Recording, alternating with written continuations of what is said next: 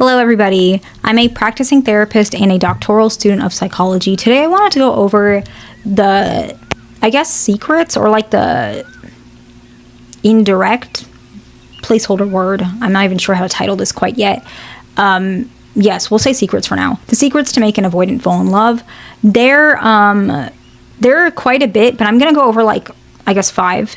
And I think that this is important because it's different from the way maybe other individuals fall in love, other attachment styles. And I'm going to go through that pretty quickly, just like the first portion of how other attachment styles fall in love so that you can understand why it's a little bit different for avoidance. So anxious, preoccupied individuals, they tend to fall in love with safety, which every attachment style does. So that one's pretty obvious. But many people who are anxiously attached, what I notice is they fall in love with what they hear as well as the action that's correlated to what they're told. So if somebody says, I'm going to pick you up at 5 p.m. and that person does exactly that, that creates more bonding for an anxious attached style. Yes, that does help with avoidant. And fearful avoidant, to be honest, you're going to need this one and the anxious one typically, and secure as well. But that one is much more strongly for anxious attached. However, with avoidant, it is important, but what we're going to talk about is much more important. And the first one is something I feel is pretty easy as long as you have enough trust to actually do this. And it's bonding through side-by-side interactions and conversations. A lot of avoidants love this. This is something I absolutely love. And this is one of my favorite things to do with my significant other. And we'll give some examples as well, okay? Let's say walking together in the park, at the park, and going over your day-to-day. So talking about work stress, what happened with this, talking about your stocks, whatever's going on in your day, and you're talking about it while doing something else, like walking at the park. So that's very relaxing and very bonding for avoidance. The next one is discussing work-related topics or whatever topics you want to, and you both seek solutions together, kind of like teamwork. This one is wonderful. This one I really like as well. I think it's very rewarding especially if you guys are both avoidant, it's very rewarding for you guys to build trust and love and memories, actually. And another example is, because it's getting warmer now, is like grilling outside together. This one is pretty relaxing because it's like you're building something together. Maybe you guys can split it up, where one person preps the food, the other person grills the food, and then you guys eat together, right? It's almost like building an activity together. And it feels probably doesn't feel romantic to you guys, but to avoidance, it feels like very safe and comforting, and like it's happy. It's happiness for relationships. For a lot of avoidants, like stuff like that. The next one is emotional safety. A lot of avoidants want to feel like who they are is enough, and that it's safe if they make mistakes. And an example that I know a lot of you guys won't like, but if you want to try it, it will really make a very big difference in your relationship if you thank them for their honesty. So some avoidants are very honest, some are not. But almost all of them, honesty can be an effort. And it's hard to accept that because some of them might deny this, but most of them I feel this way. And I've worked with many, many, many avoidants. I used to be one. A lot of people in my life are. You guys know my dad and my significant other. My significant other used to be, my dad still is.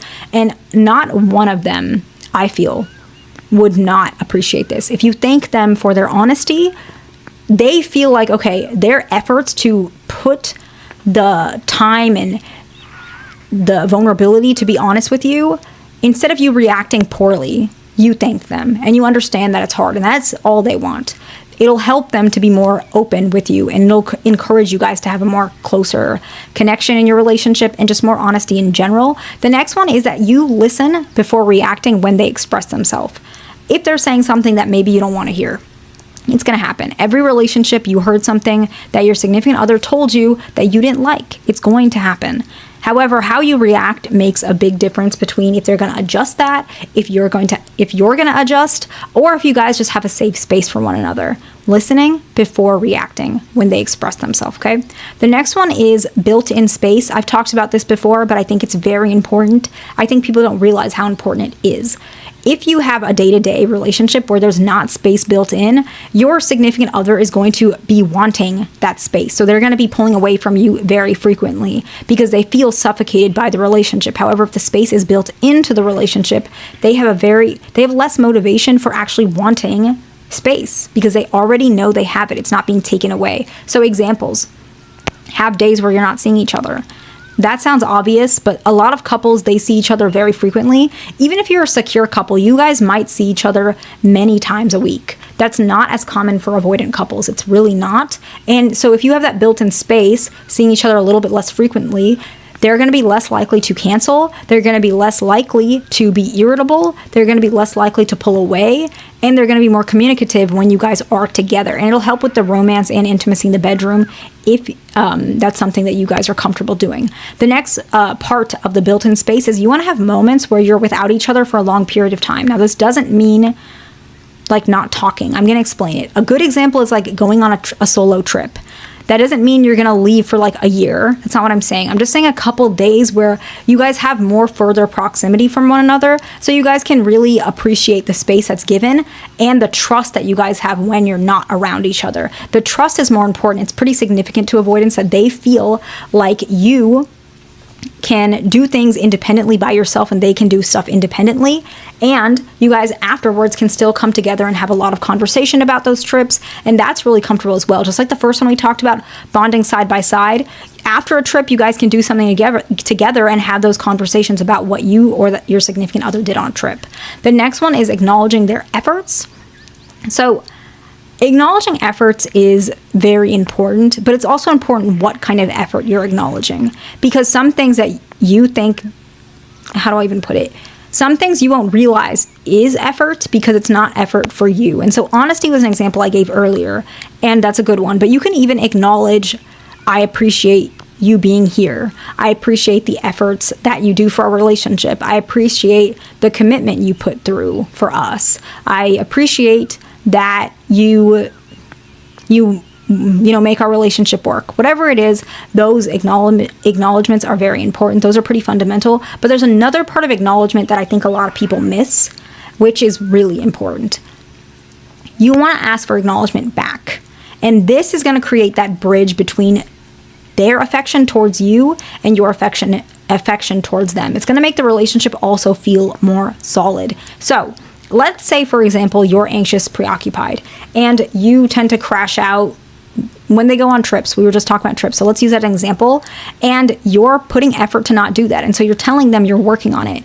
If you decrease those crash outs, ask for acknowledgement, because what's going to happen is they know how much acknowledgement means to them, and so they want to give you that back, and it's also going to help them to break the negative thoughts they have of you if they're struggling with them. So ask for acknowledgement. By the way, I tried my best during your trip to not be anxious and not need as much reassurance because I wanted you to enjoy, and I just want you to acknowledge that because I think I did a really good job, and it was a lot of effort for me. So I want that praise so I can continue to do that. That will really help, okay? And then adding to their knowledge base is the last one. We've touched on this before, but it's really important. Adding to their knowledge base makes them feel tangibly like you are worth investing, okay? So share your understanding of a certain topic, right? I think I've told you guys this before. I'm not sure if I have. I definitely have on my other channel. I grew up where my parents were more heavily investing in real estate, so I understand real estate investment really well. I didn't understand much about stocks until my significant other taught me more about it. He's in finance, like that's what he does for a living, and so I learned more about finance that I didn't understand, even though I still had a really strong foundation of it, because my dad is a businessman. He has plenty of businesses, but still he added to my knowledge base, which helped me to feel like tangibly something I already felt pretty confident in, he was able to add to it. So that was really interesting because that just doesn't happen to me very often, where somebody adds to a knowledge base that I feel comfortable with. And I'm not saying that I know everything. Don't take it wrong. That's not what I'm saying. It's just, it doesn't happen to a lot of people where you feel pretty good. Let's say you're a really, really good artist, for example. It's going to be interesting that somebody teaches you something new about art because you put so much effort into learning about art. I have known about finances and investments since I was literally born. Like I know almost nothing else. Both my parents are very heavy in investing, and they have their own versions of it. They're divorced, and so they do their own version of it. They both have taught me so much, and the fact that he was able to teach me a different angle of it was really interesting. Now, I think I may have had a negative impression of stocks at one point. Something just in college,